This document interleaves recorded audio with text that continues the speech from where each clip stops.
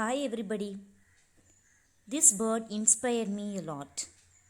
I hope it will inspire and motivate you too. I salute all the parents for their selfless sacrifice like this bird.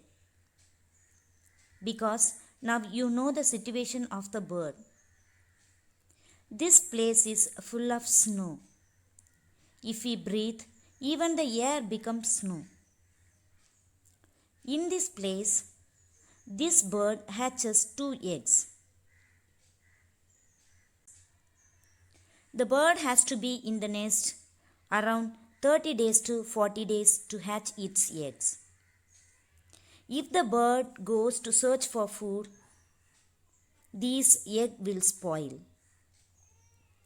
So the bird does not move anywhere.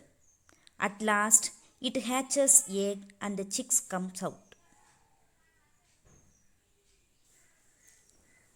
Our parents also does a lot of hard work to bring their child in the good level. But many of them don't understand. Parents are equal to God. Parents does hard work behind their success.